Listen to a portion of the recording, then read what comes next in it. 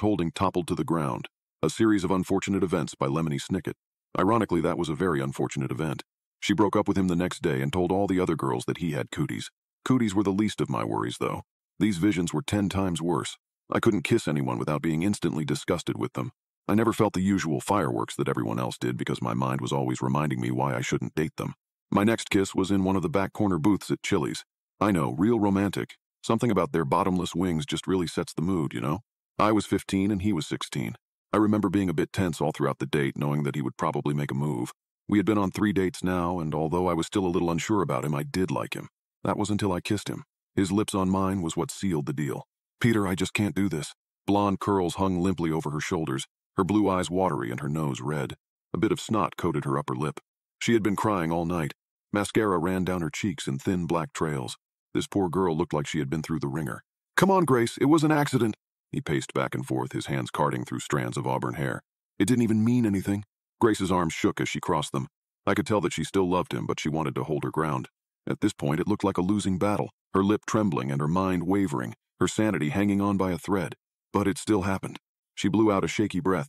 It still happened, and nothing you do or say will change that. He had cheated on her. The second I pulled back from that kiss, my eyes searched his for a moment, hoping that I would still see the boy from before. But all of that had been tainted, ruined in a matter of seconds. I threw my napkin on the table and dashed out of the restaurant, leaving him to pay the bill. It's the least he could do. He deserved whatever karma he had coming for him. I didn't kiss anyone else until I was 23. Something about those numbers catapulted my biological time clock into action, and I was certain that if I just went on enough dates, I'd find one guy that hadn't screwed up terribly enough for me to stick around. I went on 15 dates before I struck gold, or at least that's what I thought. Spencer Lancaster was everything that I wasn't, and that's what initially attracted me to him. He was outgoing, charming, and could work any room that he walked into. He could strike up a conversation with a complete stranger and make it seem like the most natural thing in the world. So when he reached out to me and asked to go on a date, I jumped at the idea. The date went well, but they always went well, up until they kissed me.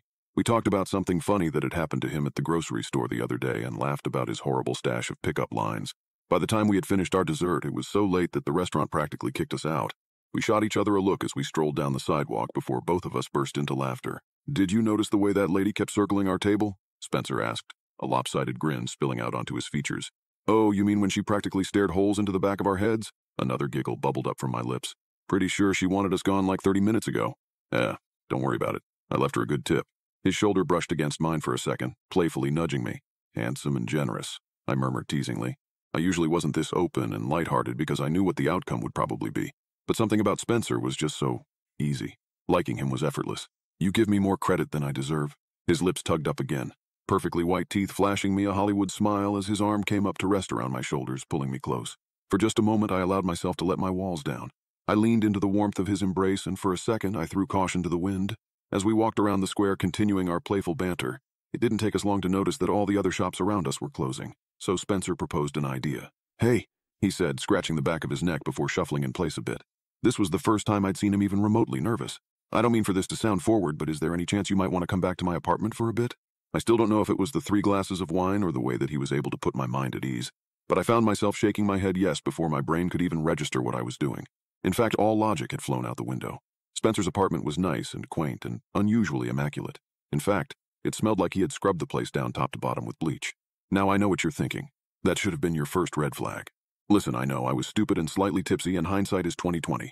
I couldn't help the way that my nose twisted up when I walked in, though, and Spencer was quick to catch on. Hey, yeah, I apologize for the smell. His hand once again came up to awkwardly rub the back of his neck. I was in a rush to get a stain out of one of my white dress shirts and spilled almost a whole bottle of bleach in the process. An awkward laugh left his lips, as something akin to embarrassment burned at his cheeks. Let me just pop open a window real quick. He dropped his keys in the bowl beside the door. In the meantime, you can just make yourself at home. I kicked off my heels at the door, treading across the hardwood and plopping down onto one of his couches. Both of them were a light shade of gray. In fact, gray was a recurring color scheme in his apartment, except for the occasional pop of navy. As I waited, I couldn't help but glance around his apartment.